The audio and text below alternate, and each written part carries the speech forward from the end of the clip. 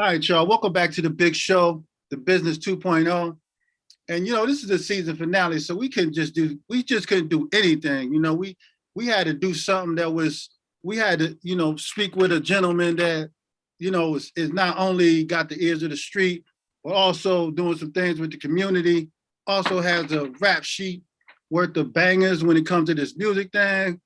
And, I'm gonna let him introduce himself, man, but I really feel like it was necessary as the season finale. We really get into some deep shit. We need to really talk community. We need to talk Black people. We need to talk things of that nature, right? So our distinguished guest we got on this evening is none other than the only is Mr. Ed Genesis, bro. How you feeling? What up, Doe? What up, Doe? Jay? Bless. Yeah. Good. You want to run down some things, man, for people who may not be familiar? I know. But yeah, absolutely. Ed Genesis, born and raised in Gary, Indiana, now residing in Kalamazoo. Mhm. What do I say? MTV2, Sucker Freestyle, BET 106 in Park, over 14 different television show placements for my music, including my most exciting is George Lopez Show and Forensics Files, because both of those are syndicated, meaning as long as they play, that's cash. Checks. yeah, get that check. Yeah, so that's me. I'm also formerly incarcerated, directly impacted is what they call it, meaning that North America did exactly what they set out to do to Black men growing up in the United States, such as acquiring felonies. I have 3. My father was killed when I was 2 by off-duty police officers with non-registered police guns. Inner city, poor, you name it.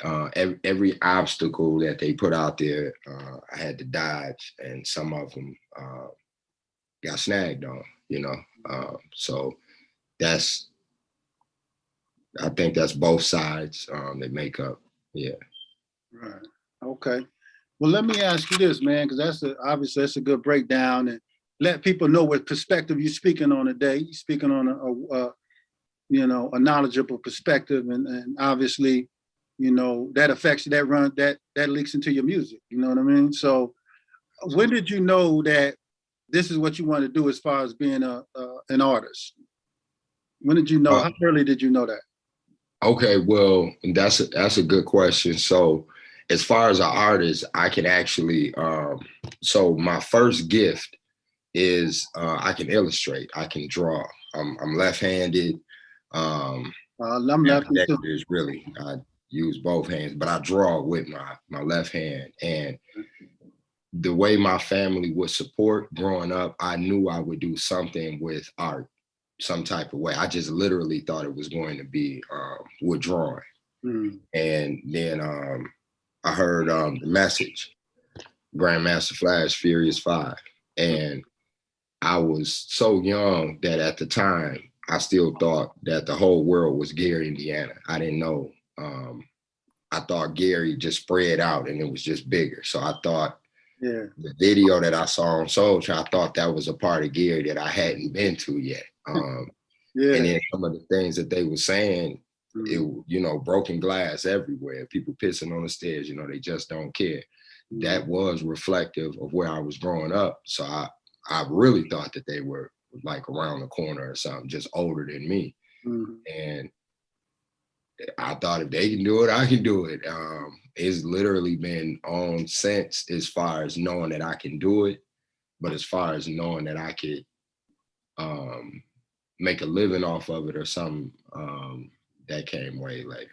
Later. Yeah, okay. So obviously that was one of your influences. Did you have like in your neighborhood, did you have that person or people who were like inspired you, that that made you say like, look, I can, take, because a lot of times what jumps it off for a lot of people is like, they might be writing their little raps or whatever, and then all of a sudden you got a crowd and it just kind of things just happen, and you know what I mean? Like like you see it in the movies sometimes, you know what I mean? So I know for me it kind of happened like that, but what's your story? Like you just picked, was it built like you built like one of them kind of cats that's like you knew you were good enough from the beginning? Like No, you just sir. No, like was absolutely not. So that's a great question. I did not. Puberty hadn't hit, so my voice was super high pitched when I did the majority of my dope raps and coming out and spitting them. And people said, you know, you can rap and keep up with it. Yeah. And so I would get that type of encouragement to like people can see something. Mhm. But moving from Gary to Kalamazoo, that's what catapulted a lot. My first cousin was here in Kalamazoo, and he told me his homeboy got a turntables for Christmas, and he said they had a group, and I was like, what? I was like, oh man, I can rap. Yeah. And we had the BID posse, we had Break It Down posse, and I was, you know, I could flow, but I wasn't one of the, you know, that's actually moving to Kalamazoo and seeing guys such as yourself and looking up and saying, okay, this is what we have to do to gauge where we need to take this to. Like we knew we had growing to do. Like, okay, we could rap, and this dude could DJ, but we gotta step it up a little bit. And we started really meeting a lot of the hip hop circuit in Kalamazoo. And that's really what did it. I saw people doing it, like really doing it, and listening to their tapes, and was like, wow, okay, we can do this. Yeah. Yo, man, I appreciate that shout too. I really do. Whenever I hear that, man, it's like it's me, but I don't really feel like, I don't know if you feel like that sometimes. It's just like people tell me that story, right? They're like, yeah, I saw y'all video while y'all was like, who told me that? Oh, Schizo told me. I saw y'all on the truck one time shooting a video, and I was like, word, okay. Well, like, I don't remember none of this. You know what I'm saying? I saw y'all on the top of the riders, and I think it might have been the Hilton then. Okay. Yeah, at that time, yeah. I know it changed name, so or it could have been when they first changed the name. I'm not sure, but it's going back to before I even knew who to call or like how to stand in front of a camera for a video. I saw like y'all doing that, and it was like, wow. And then I gotta give y'all definitely pioneers as far as you know, but you also had your group, so I don't definitely don't want to just say just you, but the movement y'all was on, King Crush. Yep, Crush. He could rap, so that's still like one of my favorites. And then of course Prince T, with him doing the vinyl and having the tape out and everything was just I just got caught up in the movement around here in Kalamazoo and was like, whoa, this is where I need to be. And that honestly, like you hear a lot of people say it, but and I don't mean to sound cliche, but rap / hip hop actually did help save my life. Like we moved to Kalamazoo in search of a better life from Gary. Right. And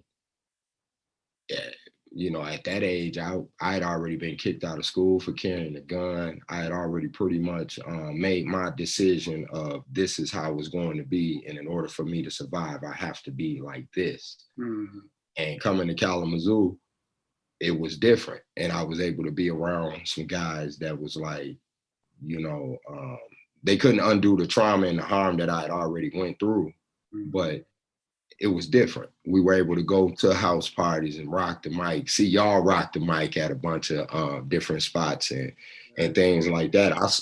This was during the age where people were dancing and stuff still too. You wasn't doing that, but you had the guys behind you, you know what I'm saying? Doing it down. You like me a little too cool for that, but I try to get my little two-step on a little bit, you know. I try to do a little something. But yeah, I had dances, man, for all that. Yep, you're right. Yeah, yeah, Damn, that's a long time ago, man. That's a yeah. long, Taking it yeah, back that's a to long the time ago. essence of when it was and I hate to say this because I'm no um sneak this into the younger generation or to where they took hip hop now. Mm, But when I say that it was a little more pure then, yeah, it was just a little more pure then. It was like literally like, man, get on the mic. We're gonna put on this break beat or this instrumental and just do what you do. right. There was no frills, no thrills. Hmm. And if you was dope, then you got pushed through and catapulted like that. Yeah, No auto tunes and yeah, yeah, the most we had was some dancers that'll break it down when we step to the side and hype the crowd up a little bit more, or a bad DJ that know how to mix it. But yeah. the MC had to know how to really rap. Hmm. Yeah, And you, so man, that's so real that you said that. I just want to touch on that for a second because that was a pure time. You know what I mean? And if you wasn't hot, they would tell you. yeah, It wasn't like they would tell you, like, yeah, nah, nah. You know what I mean? Like, yeah, you just couldn't hide. Back then, you couldn't hide behind gimmicks and all that. You had to be able to rap. that's Straight right. like, and we listening for, you know what I'm saying, for bars. Like that was what it was. So I think, we have that in our repertoire, right? It was never like, you know, and they all the freestyles and all that, that was included in it as well. But yeah, man, you had to take sometimes you had to take your lumps, like, and go home and get better. It's just what it was. Oh yeah. Just going back to when you said was I received. Yeah. So me and a guy that I have respect for as far as an MC and as just a black man, period. Patience. Shouts out to Patience. Used to be G Yes. Smooth. Yeah. Yeah. We was rapping at a party, house party back in the day, East Side. And I'll never forget. The mic was going around, Mhm. and it was my turn. I spit my rap. And I got a cousin that can just go for hours. Shouts out to A.Y. Ron. Mhm. And I rap, passed the mic to him. He passed it back to me, and I'll never forget. Even though G don't remember it, I do. Mhm. And he was like, "Man, you dope, but pass the mic back to your boy." He was spitting. Wow. And I never forget that, like, feeling like, oh, I gotta step it up because Yeah. I'm doper than what he just. So I get it out, and Yeah. I had Yeah. to go Yeah. back to the drawing board and like, yeah. So when people say now, like, hey, Jen, you one of my favorites or you dope, Mhm. I'm still humble and I receive that, but I also know that they came from them practice shots, them 1,000 practice shots when people said, yeah, you almost hit it. Yeah. And that just made me just go that much harder. Yeah, so I was not received. Yeah. You know, Fully.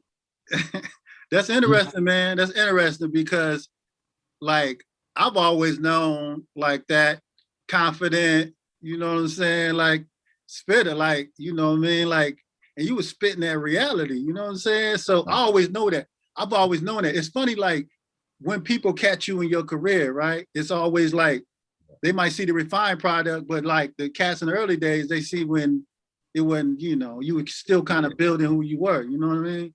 And So shout out to Crush and Prince T, man, because yeah, back then, I looked at those brothers as competition. You know what I'm saying? Like we was everybody was fighting to be the first to do this or first to do that or whatever. So, but yeah, shout out to them, man. I never got a chance to work with T, but Crush I got a chance to work with, and and I I never got a chance to work with Crush, but I had a chance to work with T on multiple occasions. Yeah, and that was dope, man. So moving on, like, how did the opportunity for 106 & Park come about? So it was actually like a 2-part. I submitted a freestyle for the MTV2 Sucker Free freestyle. And they used to have that where they let you get on there and, give you some shine. Right. And mine made it. And it was no rhyme or reason. It just did. God and the work, honestly. It's timing. but I ended up having the longest sucker free freestyle of an independent artist. Okay. And so I started trying to use that as much as I can. I was using their logos. I was asking, what can I do? What can I do? Right. And I finally talked to like one of their, I guess, A&R type people.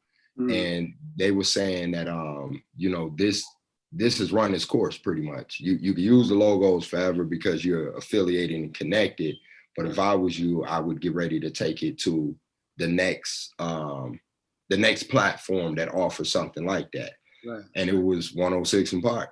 And I said, well, let me give it a try, you know, especially with having this. And that's a confidence builder, seeing yourself on TV and people telling you like, man, I saw you freestyle on TV. And I mean, we went as far as Arizona, and I met some people that I never knew before and was like, you the guy I saw on the Sucker Freestyle. So that was like really a confidence booster. So yeah, drove up there to Manhattan, audition, went through a couple of them MCs, and Right. the rest is history, as they say.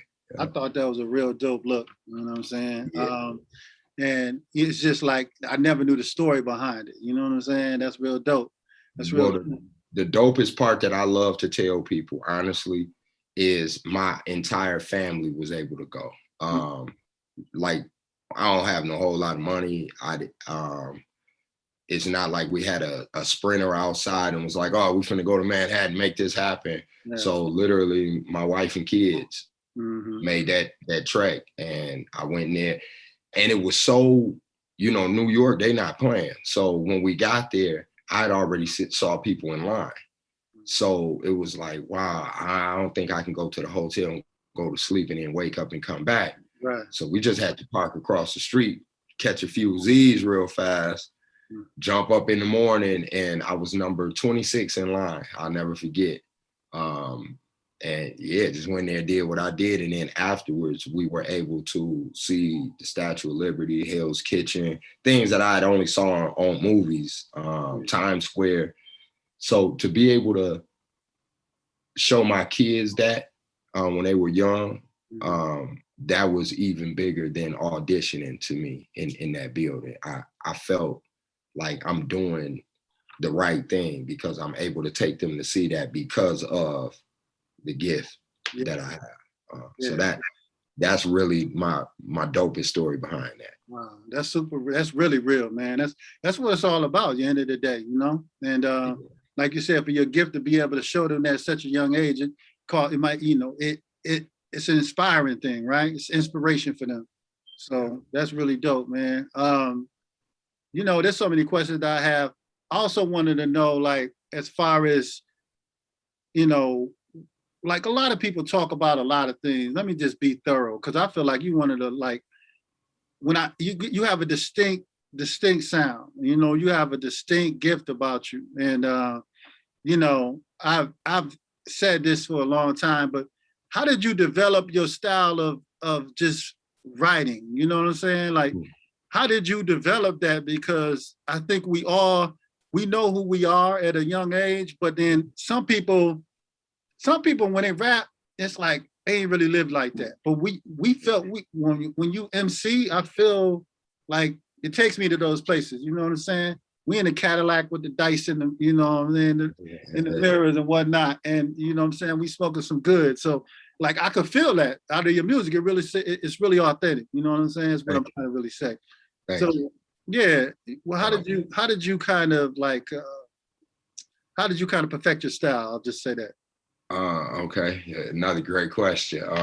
So going back to the first song that I had heard, really that I could call rap, that I heard was The Message. So that has always been my lane. Like it reflective of what's going on around. Like I just couldn't get, you know, what's that? Sugar Hill Delight or Rapper's Delight. The Sugar Hill Gang, that, you know, that was dope. I like Jam on It and things like that, but that was like, I like the beat, but the words had me stuck. So fortunately, hip hop allowed people like Run DMC to come in and spit from an MC perspective. Like I'm dope, but then they also drop some jewels here and there. Yeah. And they were able to get me just my ears perked up enough to hear Rakim. And that changed the game because the first song I heard from him was I Ain't No Joke. Yeah. And for everybody.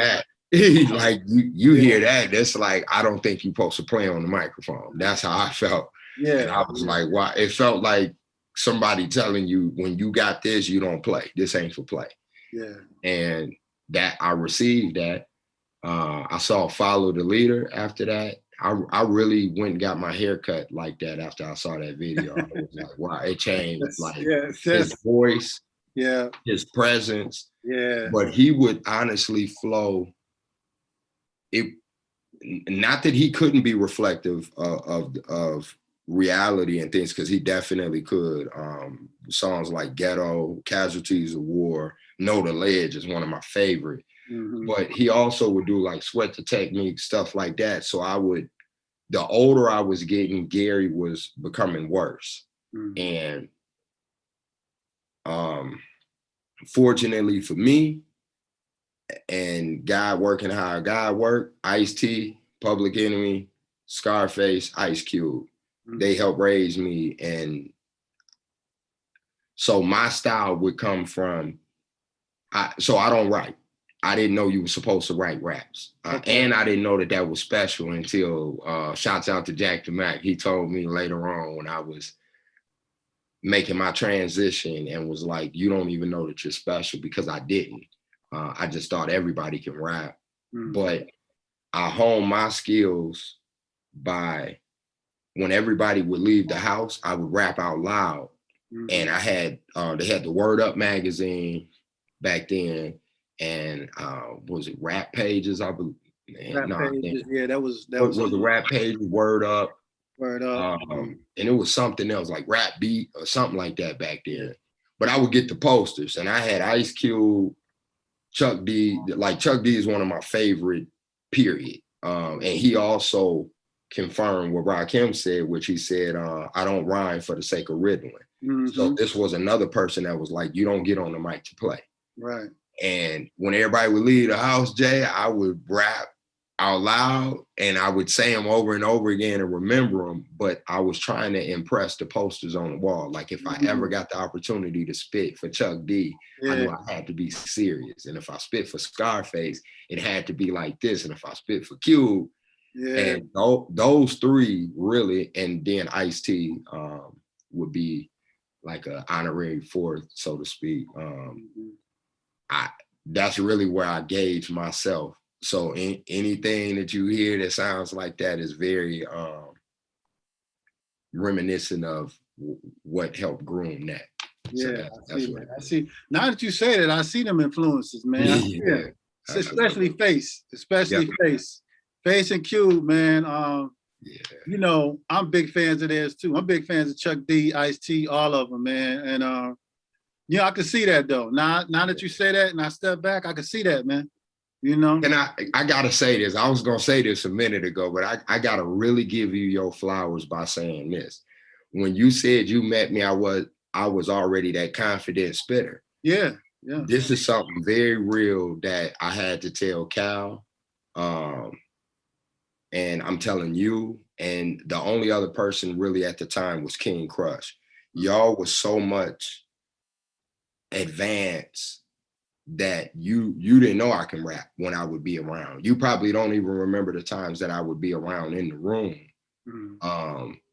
because y'all was just that much more like, I remember like Rob Terrell and those guys. I remember y'all did something one time and you had on the Dickie outfit, and in my mind, you had already made it to where some of the guys that was like, so yeah, you didn't know I could rap until I felt like I could rap. That's how I felt. Like guys like you that was in the town was like, when I come, I want them to know that I can rap, because Yeah, I received that, man, because you know and again, I don't remember all this stuff. I remember the Dickie outfit though. I remember that. I remember that. You was like, I was like, Yeah, who this dude? He's famous. Yeah, and it was crazy. Jay Eternal then.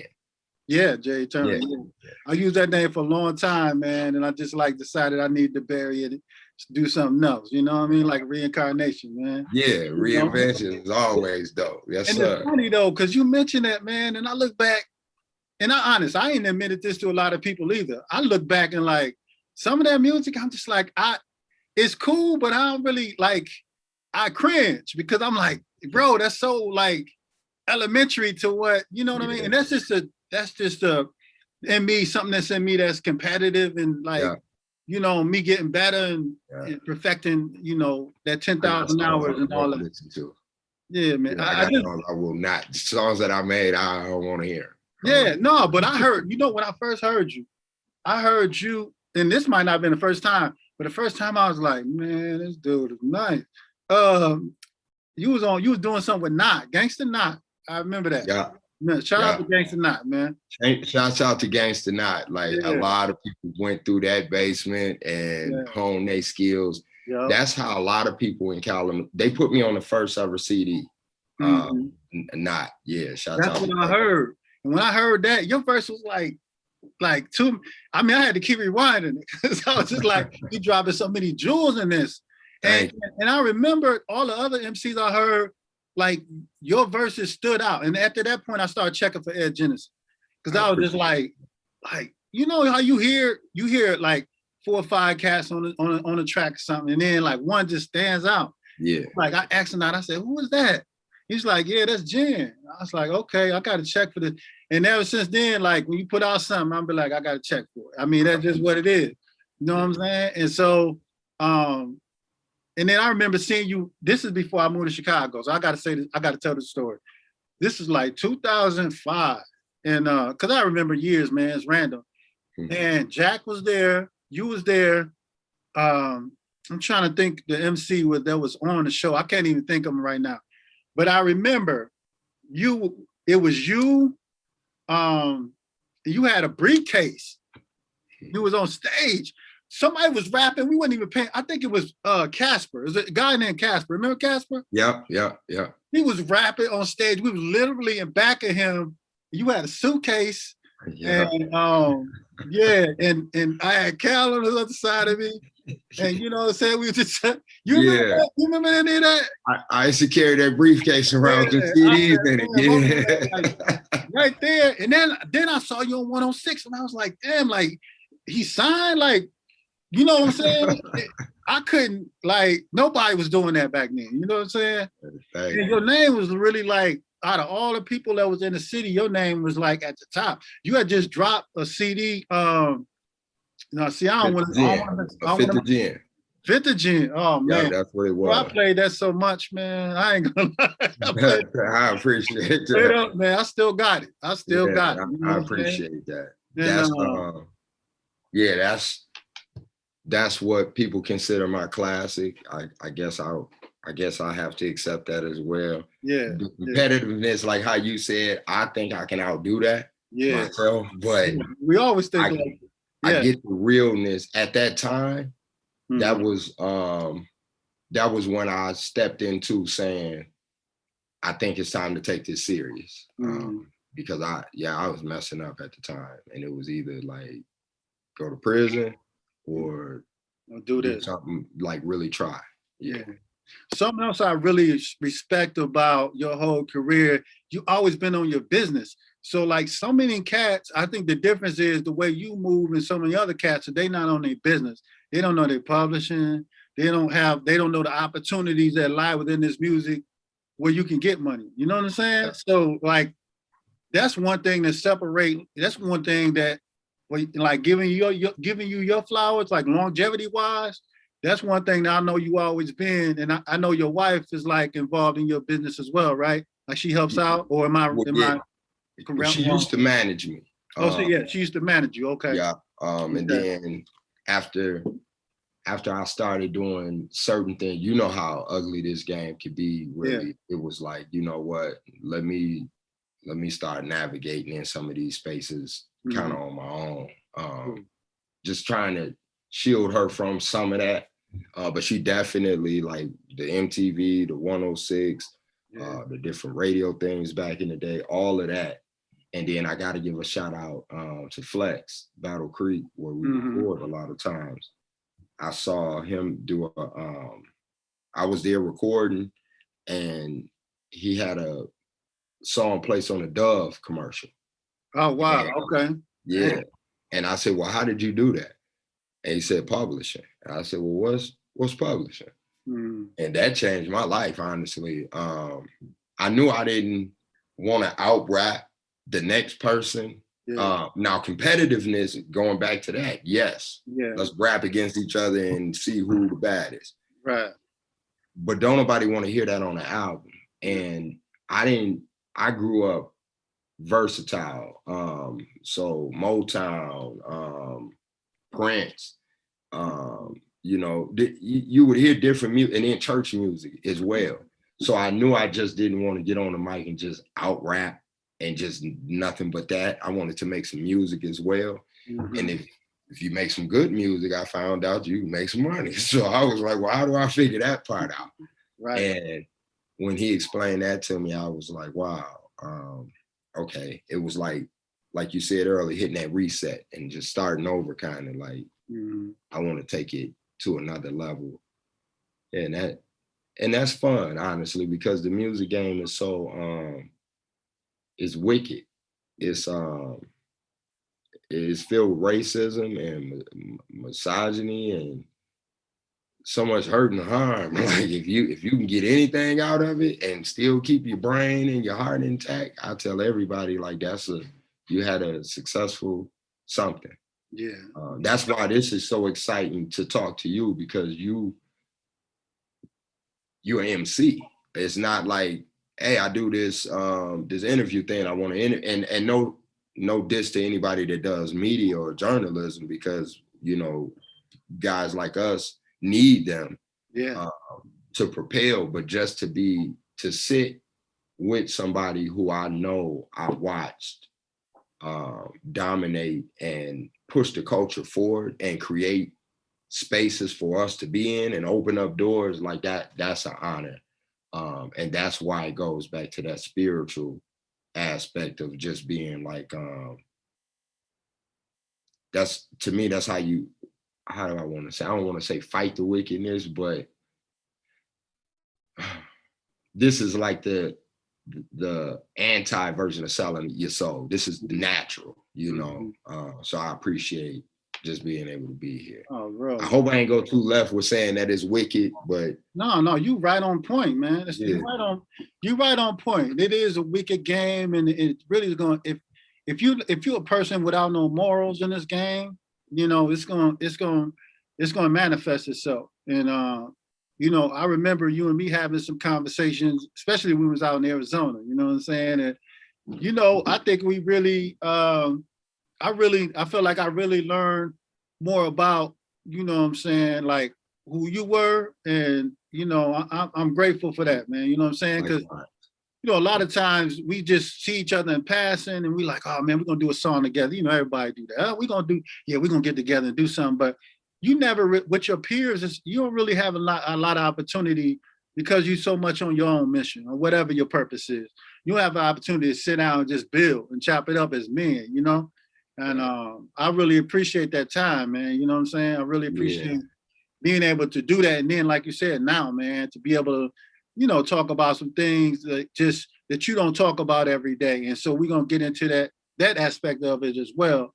But yeah, man, it's like I said, it's always been a mutual respect thing, man. And, you know, as an MC, it's like I respect your craft and what you do.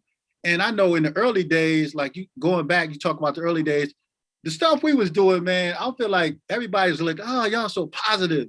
I remember we was in the Gazette, man. It was like, oh, well, positive versus gangster. And I was like, I didn't like that headline at all. You know what I'm saying? Because I'm like, I'm a black man. Like, y'all ain't gonna put me up here to make me an adversary or make me, like, you know, there was a height of, that was right before East West and all that stuff broke out, you know what I'm saying? But it was a height of oh, we want this positive, versus this, like, you have guys like, and then at the time, like, man, it was Cube and Tupac and everybody, on one, they try to pit us against each other. You know how the media does, right? Yeah. So I was like, man, I ain't for all that. Like, I do what I do. It might come out as positive. We had some songs that, people thought was like cool because of our message, but I'm like, man, I had to, in my head, I don't know if you ever had to do this, but in my head, I was like, I need to expand. Like, that's not me. I like to party.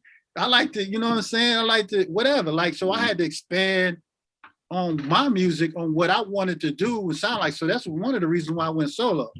Because as in a group, you can't do everything. You can't talk about everything you want to talk about. You can't, you know what I'm saying? It's limited. So that's just kind of my story, man, just on the side. But and that's kind of, you sharing that, because I always wondered.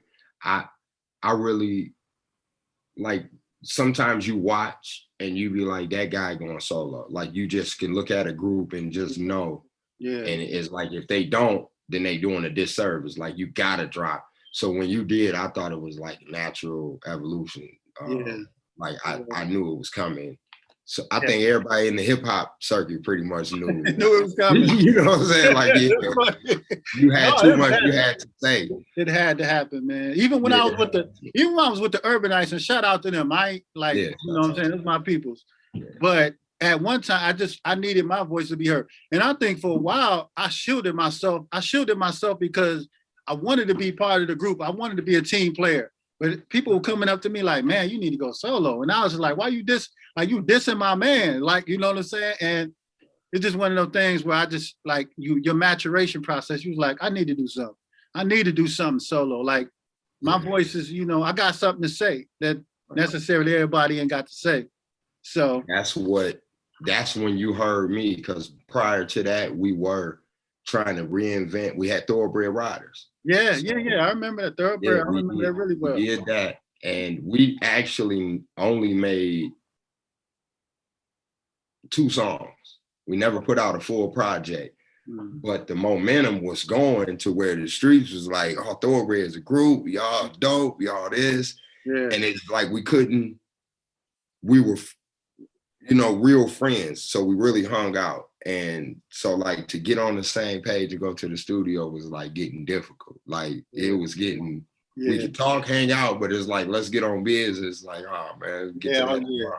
Yeah. And that's why I ended up putting out a solo project, because it was like I said, I was in the streets. I was making that deciding factor and saying, well, let me give it a shot. And I'm glad you did it. And like, the world is glad, you know what I mean? Like, it's one of those things where it's something that its time had come, and you just, like, and I remember, man, you was doing the Thoroughbred Riders, and that was like, that y'all clicked, y'all was doing y'all thing. But after that, it was just like, all I heard was Ed Jen, and I was just like, it must be a natural, it's one of them things, man, that happened. But, here lately online, I'm transitioning to this, but online, man, lately you've had a lot to express, I'll say that, right? And another thing that I really admire, and we kind of came together on this some years back, was your community activism. You know what I'm saying? And, I always felt that you could be pro-Black. You don't have to be anti anything else. You just pro-Black. You pro your people. Yeah. And that's something that that's something within your persona as an artist and just as a person that I know is really strong. You know what I'm saying? You always been that, and therefore that's kind of catapulted you into a leadership position. Like, you naturally become a leader because you're speaking on behalf of your people. You're doing that in the music, and you're also doing that in the community real strong, right? So it connects the dots. So being that it is what it is, and also you did I remember the pipeline, the prison, yes, prison and pipeline. There was really a strong movement, still is. So what was your, like, this had to be something that I think for you, that's obviously is really personal, obviously, but when did this come about, this community, what is the word I'm looking for? The community building, that came about, and as far as your mentality? Because, you know, we can, you know, like you said, you was in the street, but then there's a mentality change that has to happen for you to say, look, the same streets that I'm running out here, that I might be contributing to his downfall, then I need to change, like Malcolm X, you know, Yeah. I mean, for example, I know that's one of your big heroes. Oh yeah, I was just finna say, I gotta say, yeah, Malcolm. So when I'm gonna take it back and say, growing up in Gary, my biological grandfather died like when I was a baby. I never got a chance to meet him. The only grandfather I knew was a Methodist preacher at a Black church in Gary, and raised my mother and her 4 siblings. And I looked up to him. Roosevelt Robinson was his name, and I would be on the front row and I would watch him like command that attention, and he was dope at what he did too. That was probably one of my early influences, because he cared about the community and he would speak about certain things. Mm-hmm. And then my mother would, you know, make sure I'm like, they tell you this in school, but Christopher Columbus didn't find America. This is this. So she would drop them jewels on me. Mm-hmm. So I had that. And then with the mixture of rap, who was talking about Asiatic Black men, and first time I heard Allah, well, actually I heard Allah differently because Gary got some different elements, I say, that goes on. And so I would hear talks of this, but growing up in a Christian church, you would just get told, stay away from that, stay away from this, stay away from that. Fast forward, every rapper that I saw that had a voice was giving back. So they would give out toys or give out money, or they would say something conscious. And so I knew as I grew that I wanted to do something like that. I was passing out pizza and popsicles in the hood, in the community. I shouldn't say hood. Hood has that negative connotation. I was passing out pizza and popsicles. I got a shout out to Jabbar, Peep Game Clothing. Yeah. I would do the popsicles and the backpacks, but then meeting Jabbar, he put me up on a pizza place that donated pizza to the community. I was like, what? And so I was like, everywhere? He's like, yeah, just, you know, tap in with him.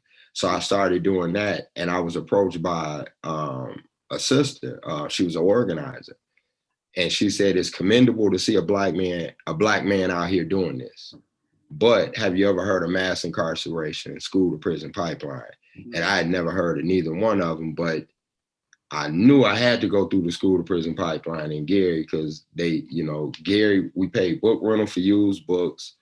It cost 50 cents to ride the yellow bus to school from school, which means a lot of us walked. Right. And then we got hit. We got hit with, you know, you start out getting hit on your hand, and then they hit you with the wooden boards, make you bend over. So I knew I knew it felt wrong, but when moving to Kalamazoo and they like, what? Corporal punishment? You got hit? Right. And you pay book rental for used books, and what? I knew then that I was in a disadvantage.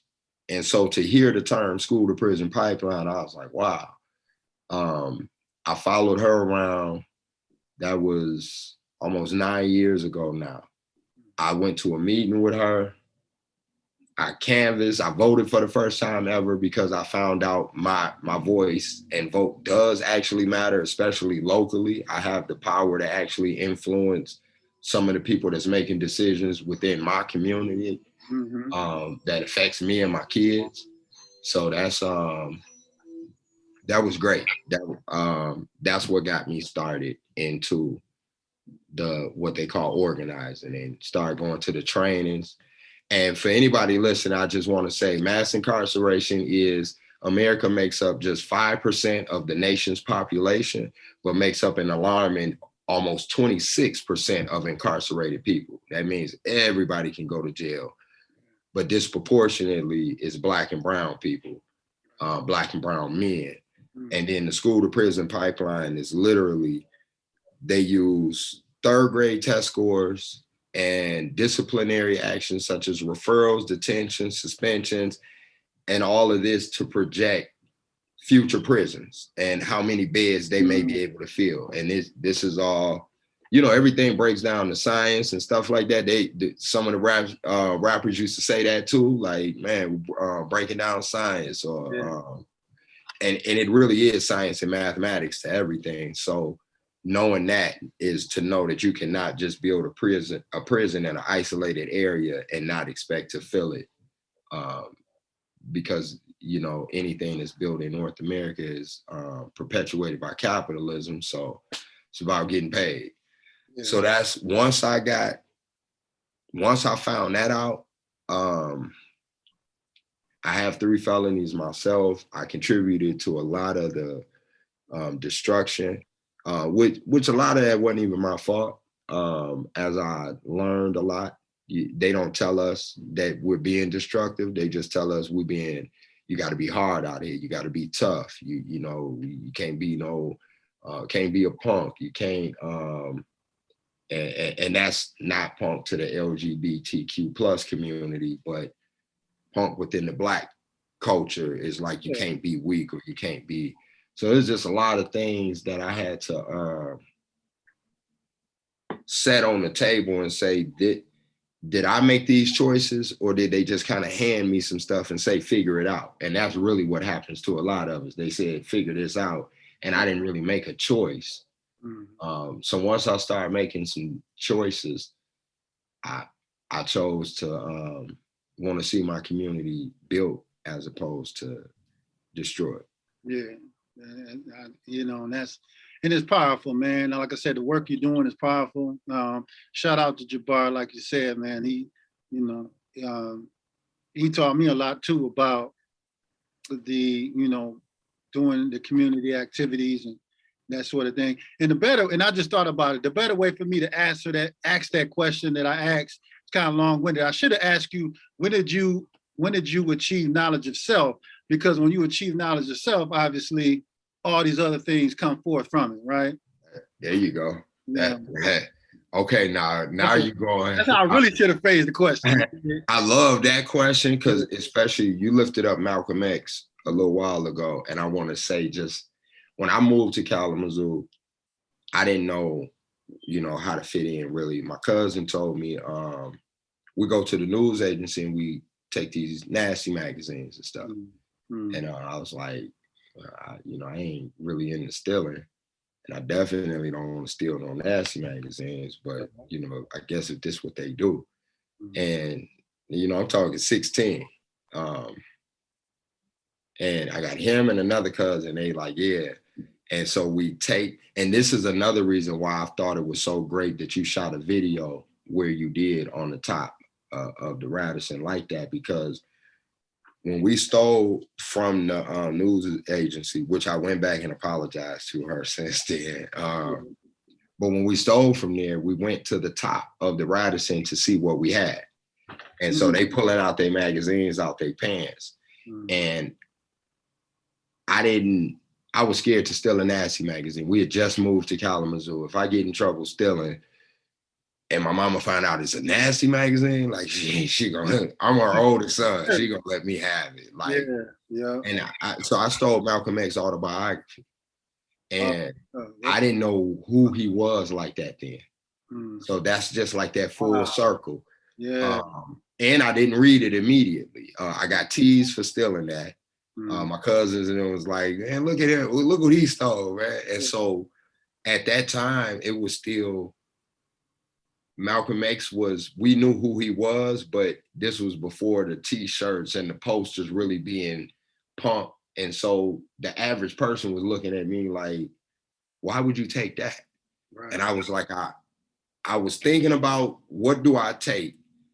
And it had a paragraph on the front of the cover that described what this book was about. And I was like, the beginning of his life sounded like me. How did he turn that around? I even was in the Nation of Islam for a little while when I moved back to Gary, because I thought that's what I was supposed to do. Yeah. So I joined that and was selling final calls and wearing the bow ties, and I tried everything for redemption of what I thought. When you want to make, so the knowledge of self came around that time, around hitting 17, because I had to move back to Gary. And by then I was able to compare that life wasn't the same everywhere. I got cousins that don't worry about the same things that I worry about every day. Right. And that's not saying crime, violence, drugs, and all that is not, because it's everywhere. Yeah. But it was just Gary was set up to fail. And that's something I learned later on in life. And what I mean by that is you're not supposed to be able to incorporate another city within 5-mile radius of a city in order for that city to grow and thrive. So if me and you wanted to make MC City with just nothing but rappers, we got to really find some land that's not, we can't just, I'm talking city with a mayor and all of that, water, lights. You got to go through a lot of things. In 1976, I don't know if it's racism, a loophole, or whatever it is, but they built the South Lake Mall in Maryville, Indiana, and the rest was downhill. So I was born 75.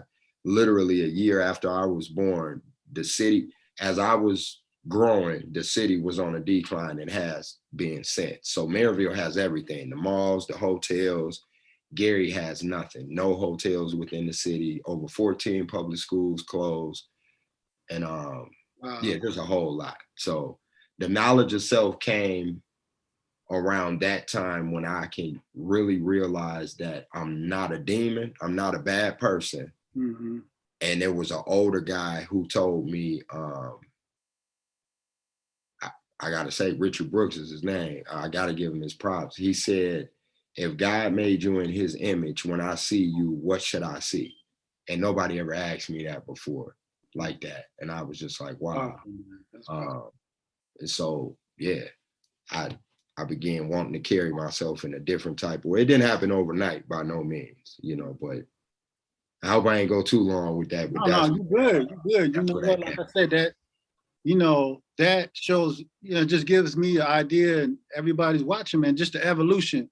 Nothing happens overnight. It didn't happen overnight for Malcolm either. You know what I'm saying? I mean, we all know that, but then we saw his evolution. We able to read about it, you know what I'm saying? And this, man, it's one of the most powerful stories ever, just because, and I think his impact wasn't really felt until it was after his death. You know what I mean? If that makes any sense, like his impact, like the way we read about him and how big of, you know what I'm saying? And like back then, and it always happens like that. I mean, it happens with Jesus Christ. It happens, with anybody who is really anointed in that way. You know what I mean? And I say anointed because, yeah, they don't, they take the bullets and they take all the, slander and whatnot. And then after, people can't see that big picture until they're gone. That's what I'm really trying to say. You know what I'm saying? I'm scared of that. That's the one. I'm not scared of a lot of things. I have fear of not wanting to lose my children. That's humbling to me, and it scares me sometimes. Like I don't want anything to happen to them.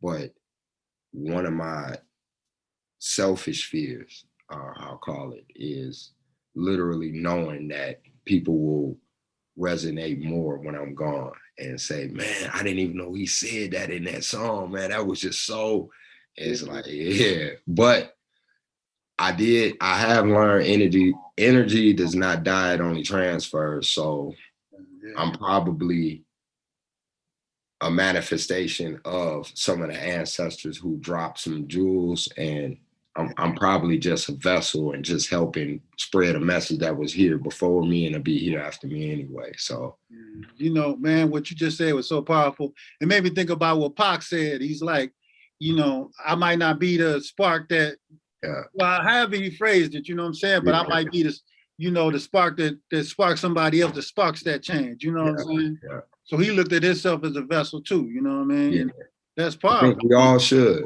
Yeah, because yeah. we can't be we can't think we so important Mhm. that the overall message of good cannot just sit with us. Right. It has to be spread out like that. And yeah. And I ain't gonna let you. I ain't gonna let you hang out there like that because I feel the same way. You know what I'm saying? I feel like people just not gonna get it until I've said that in the song. Like I was like, people just not gonna get it until I'm gone. And like again, I might, like you said, sometimes it's our ego. You know, we all got big egos. You know what I'm saying? You have to have a big ego to do what we do. I feel like, you know what I'm saying? Because it comes with it. Because there's a certain competition that comes with it. But like I feel like that too. Like people are really not gonna get it until, and we all have this fear of like, man, like people are moving on with, I don't know, maybe it's just me. I'm like, if it wasn't for cats like yourself, I'm two generations separated from this new generation in a lot of ways from when I started. You know what I'm saying? So, it's like the ancestors they kept the Negro spirituals alive. They kept the stories alive, the history. And so, like you said, when we can separate our ego from everything else, we can say, hey, we just a vessel in this long chain of ancestors that's, you know what I'm saying? And it makes you look at yourself a different way, you know what I mean? Let me share something. What you just said, I had these I talked to a white church, and I was invited to share with them some, and I said, you know what? And you just sparked that memory. And I said, you know what? The message a lot of times is the same. And I said, have y'all ever heard of George Clinton Parliament? And some of the people was like, yeah. I said, well, he has a song called Flashlight. I said, and everybody has a little light under the sun because the sun is the biggest and we all got a light. I said, but y'all know what song that's very reminiscent of? And it has the same exact message. And they was confused. And I said, this little light of mine, I'm gonna let it shine. I said, it's the same message. Like I have light in me and I get to let that shine. And that's what George Clinton was saying. I said, he just made it sound good for us to dance to, but it's a message. Yeah. And then not to mention the Mothership Connection, when you just brought up the Negro spirituals, and he did a rendition of Swing Down, Sweet Chariot Stop, and you let me ride. And then Dr. Dre took that, that I think that's all it is like a continuation of just that when you feel it, because what did make us want to rap? Like something hit us. And then we picked the torch up and was like, man, we can do this and do it well. And been doing it. We still got a video that we got to do too. Yeah, we do. I had to go back and forth with Jabbar about that because he thought, I don't know. And I was like, man, I want to do that song. I was like, I want to do that. Like, and I think it's just so much in line with what we're talking about really right now. It really is, man. It really is. But we need to do something else too, though. Like, we definitely do, man. We definitely do. I think, like I said, we get so caught up. You doing a lot of things. I'm doing a lot of things, man. And, we get so caught up in that. But with brothers that got the same vision, similar visions, it needs to be more of us because I feel like the Wicked team, if you want to put like you put it earlier, they all mobbed up. You know what I'm saying? And we need more cats that's out here that's trying to do righteous, man. We ain't perfect. And that's one thing, I always try to stress, like back in the day, like when media was pitting everybody against each other. I'm like, I'm not here to try to, when my brother shine, I shine. So I always felt like that. So, what I'm saying, I love to see cats shine. And I don't need the credit for that, but I would like to be a part of that change. You know what I mean? Yeah. See, that's how I feel. I don't have to be credited, but I definitely want to be in the room. Yeah. When them conversations go on, I want to be a part of that. Definitely. Yeah. Yeah, you put that So very good. I want to say this before we split though, man, because I feel like, this conversation has been so deep. You work with the young people too, which, like I said, distinguishes you. Because a lot of people talk about it, man, but you actually putting this into motion. You talked about speaking in front of churches and other individuals who may be influential in the community.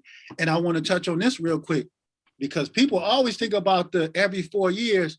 Y'all need to get out there and vote locally. That has more impact on how our day-to-day lives. That's right. In our community than that 4-year does. That 4-year vote, that presidential, election does. It's like you said, like the grassroots, the community, that affects what schools, the redistricting, what schools your kids going to.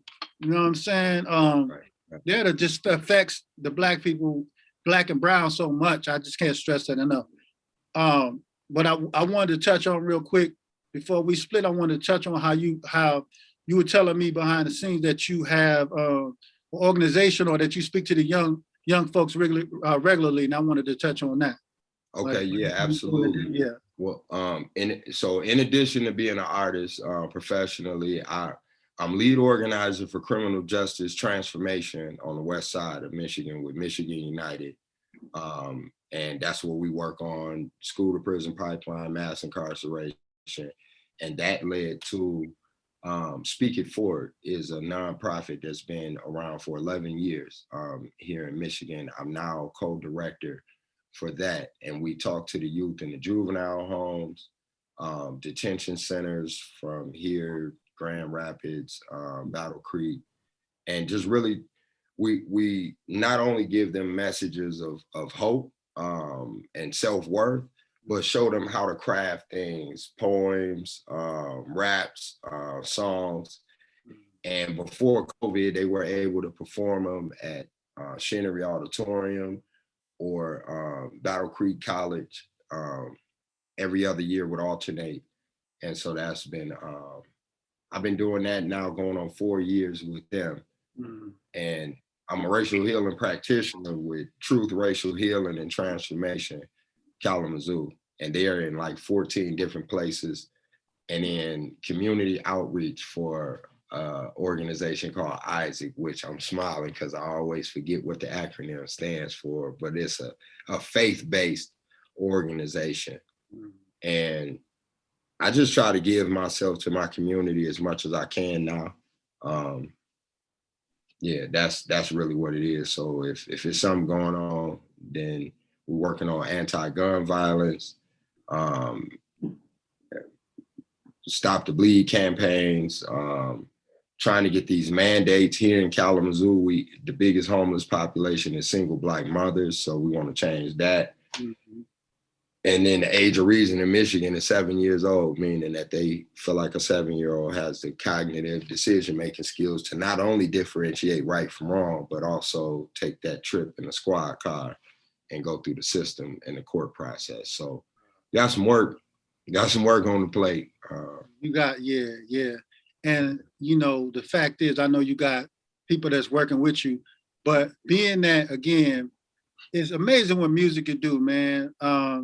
Because, and I only say that because a lot of times, like say you was just Joe Smo out here, Joe Smith or whatever, maybe you don't have the voice, but like a lot of times I think people get into this game for the wrong reasons. And I just feel like what you've done with your platform is just, like I said, I wanted to bring you on partially also to give you your roses, you know what I'm saying? Because what you've done with it, some people, they're really selfish with what they have. Like they don't pass the game down. Like I talked to a cat who this is some time ago, and I won't say his name because he might look like it's putting him in a bad light, but he got the game from somebody else. But then when I came to him asking him for the game so I could pass it on to somebody else who can also expand their reach, he didn't want to give it. So it's really like, man, I think I'm a person that believes in energy and also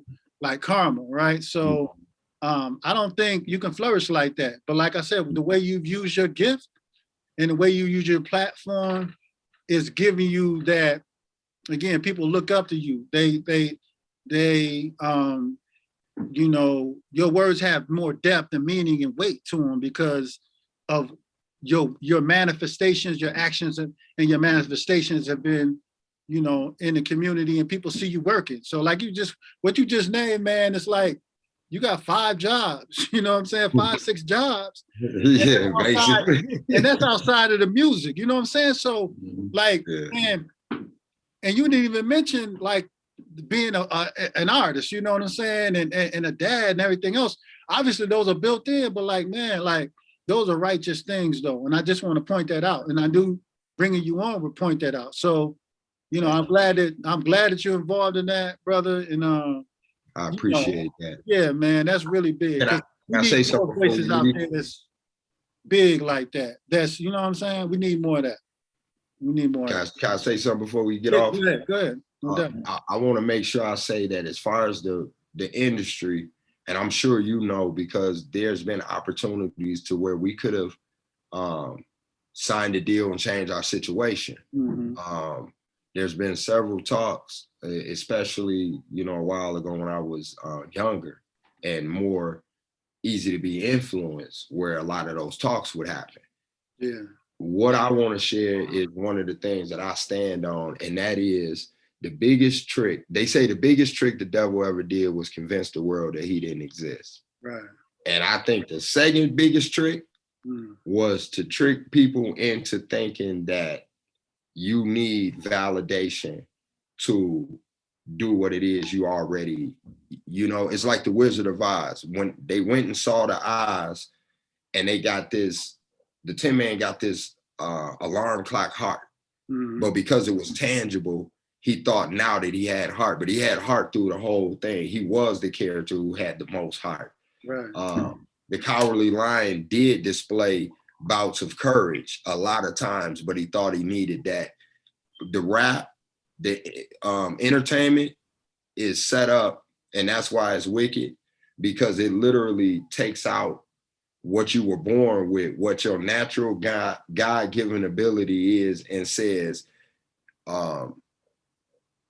Ed, Genesis, J. Irv, 2 dope rappers that never made it. And it's like, made it to where?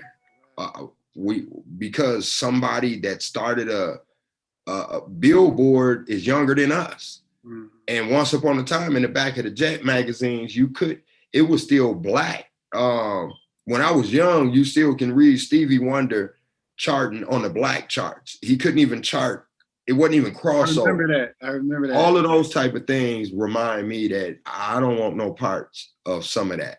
Yeah. And so I just wanted to say that in last, and to make sure that this is a part of our conversation. And when I say that it's an honor to be sitting here having this conversation with you, I mean that. And nobody could give you anything that would make that better than what I've already witnessed with my own eyes. So I just wanted to share that. Man, that's what we at. I appreciate that, man. That's really, you know, and for the acknowledgement. And I think a lot of times, because as black men, you know, we don't always give each other those roses, you know what I'm saying? And I feel like it's important that we start doing that as well. And I appreciate that, man. You're right. I look at it like that too, because I was caught up in that mind frame when I was young. You know what I'm saying? The standards of what you need to live up to.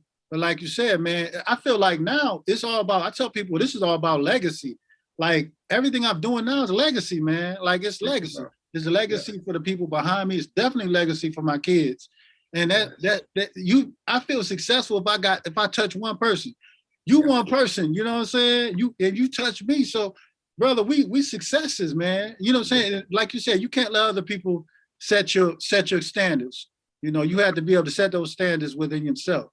Yeah. And that keeps a certain amount of self-control and some of these other things where you won't go out and play yourself because you're trying to live up to those standards. You know, that's real. Now you just dropped some wisdom right there. Yes, yeah, that's real. Stay within your own. Yeah. Your journey.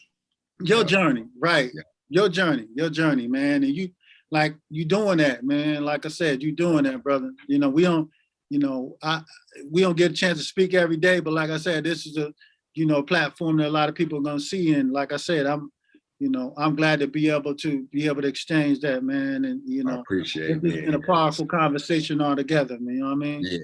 Yeah, because people need to say this is deeper than music. This is way bigger than, this is way Always. deeper than music. You know what I'm saying? This is, you know, this is what drives, you know, people like, you know what I mean? It's, you know, when you get that platform, what you gonna do with it?